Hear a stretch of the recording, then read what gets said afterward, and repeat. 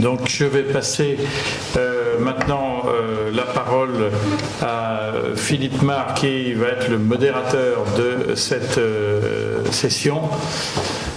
Je recommande aux orateurs de respecter leur temps de parole.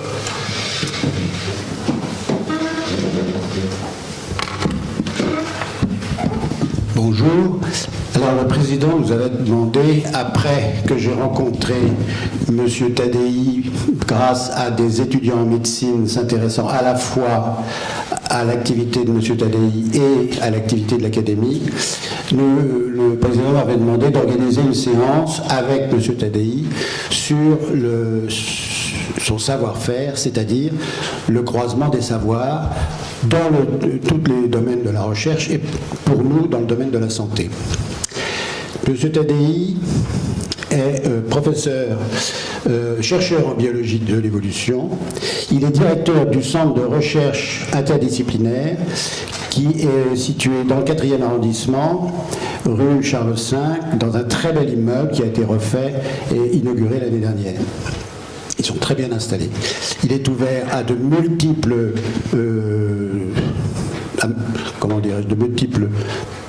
spécialités étudiantines et il reçoit beaucoup d'étudiants en médecine. C'est la raison pour laquelle nous avons organisé cette séance.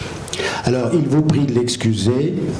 Il n'a pas pu refuser l'invitation de Madame Audrey Azoulay, présidente de l'UNESCO, de l'accompagner à Pékin au cours d'un voyage très officiel où ils sont actuellement. Donc, je me suis intronisé par défaut modérateur de la séance. Pour que vous compreniez exactement de quoi il s'agit et quel est le sujet de l'activité du CRI, M. Tadei nous a confié une petite vidéo de 4 minutes qui va présenter les choses en s'adressant précisément à des étudiants en médecine.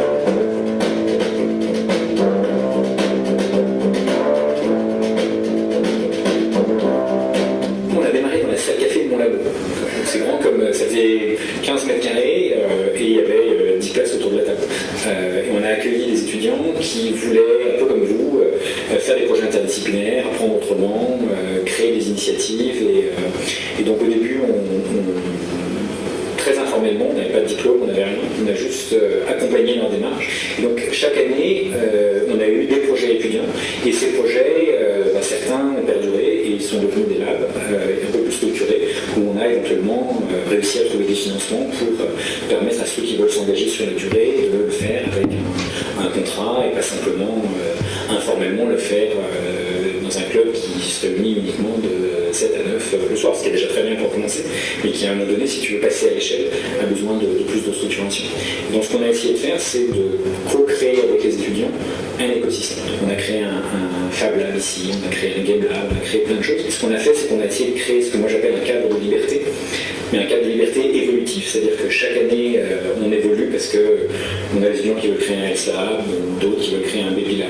Et donc assez fondamentalement, c'était pas simplement une série de projets intéressants, c'était une vision systémique de comment est-ce que tu crées un écosystème avec beaucoup de rétroaction positive pour qu'à chaque fois qu'il y ait quelque chose d'intéressant qui se passe, il ait toutes les chances de se développer, de grandir et de se déployer. J'utilise souvent cette légende où tu as en Inde, la légende décrit un éléphant et 6 aveugles qui sont installés autour de l'éléphant. Celui qui touche la trompe tâtonne et pense que c'est un serpent. Celui qui touche l'oreille tâtonne et pense que c'est un rat. Celui qui touche la défense tâtonne et pense que c'est une lance. Celui qui touche la patte tâtonne et pense que c'est un tronc d'arbre. Celui qui touche le corps pense que c'est un mur. Et celui qui touche la queue pense que c'est une liane. Et évidemment, ils ne sont pas d'accord. Ils sont tous persuadés d'avoir les seuls compris la complexité du monde qui était face à eux. Et il y a quelqu'un qui a un peu plus d'approche plus intégrée et qui leur dit, mais en fait, vous avez tous un élément de compréhension, mais si seulement vous saviez parler, vous auriez plus de chances d'y arriver.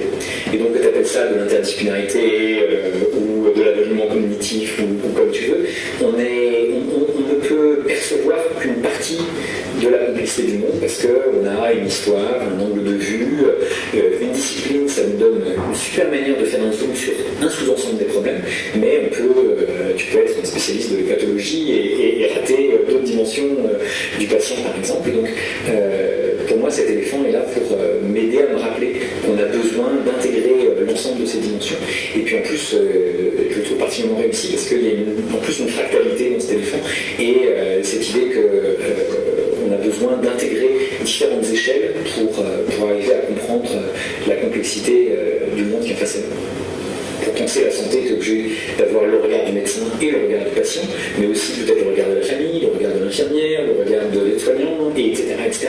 Et tous les métiers qui tournent autour de la santé doivent pouvoir s'exprimer si on veut vraiment accompagner un patient donné, ou à fortiori des communautés de patients. Déjà, fondamentalement, tu ne dois pas les obliger à venir. D'accord ? Parce que si tu les obliges à venir, ils viennent en reculons et ils vont tout faire pour savoir le projet. D'accord ? Tu ne dois pas faire venir des gens qui viennent pour le pouvoir. Parce que c'est très facile de venir pour le pouvoir, mais en l'occurrence, c'est pas le but du jeu.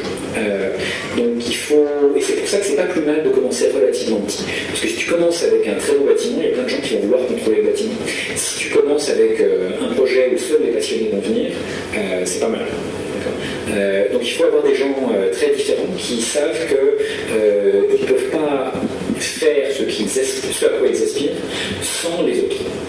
Donc il faut fondamentalement des gens qui sont dans la coopération et la créativité, par défaut, qui sont capables de critique constructive, parce que la critique négative, ça, on sait faire, mais généralement c'est pas dont on a besoin. Et donc il faut arriver à avoir des gens qui ont les bonnes attitudes et les bonnes motivations. Et donc il faut, s'il doit y avoir des mentors ou des gens qui contribuent à structurer l'espace et l'écosystème, c'est des gens qui doivent avoir les bonnes valeurs. Ça, c'est absolument essentiel.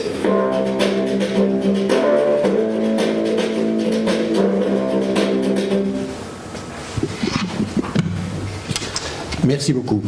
Donc, nous avons 6 communications, toutes très intéressantes et très complémentaires, et nous allons commencer tout de suite par Paul-Michel Mertès, qui est professeur d'anesthésie-réanimation à Strasbourg, au CHU, et président du Collège français d'anesthésie-réanimation.